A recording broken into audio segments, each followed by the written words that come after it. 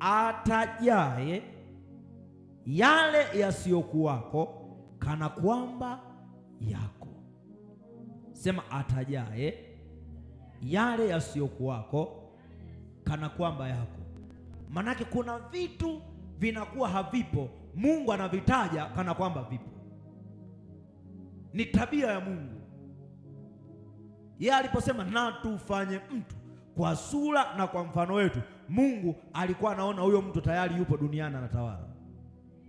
Mungu alipokuwa anasema na liwe jua, jua linatokea, ni kwa sababu Mungu alikuwa analiona. Yeye anataja mambo yasiyokuwako kana kwamba yako.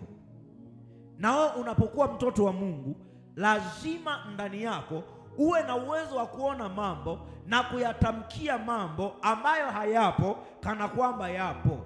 Afya haipo, unatamka afya kwamba ipo, lakini kiuhalisia kwenye ulimwengu wa mwili haipo, lakini unamwambia Bwana, mimi ni mzima, mimi nina afya, mimi nimeinuliwa, mimi nina huduma kubwa, kana kwamba ipo, lakini kiukweli haipo. Ukijiona wewe ni mdogo, utaendelea kuwa mdogo. Ukijiona wewe ni mkubwa, Mungu anapandisha viwango, utaendelea kuona Mungu anainua viwango vyako, kwa sababu unaona. Macho kwenye ulimwengu wa roho, nataka nikwambie, ni jibu la kila kitu. Macho, unaona nini kwenye maisha yako? Kwenye uokovu wako unaona nini? Kwenye maisha yako ya baadaye ya ndoa, wewe unaona nini?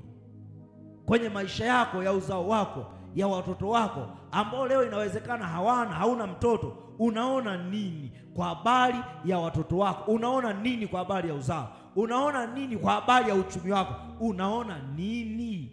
Hautapata zaidi ya vile unavyoona.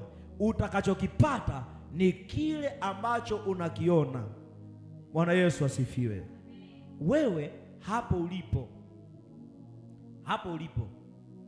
yawezekana ni tajiri au ni maskini. Hapo ulipo, hata kama una nyumba, hata kama una gari, hapo ulipo, kile unachokiona ndo kitaamua hatima yako ya kesho.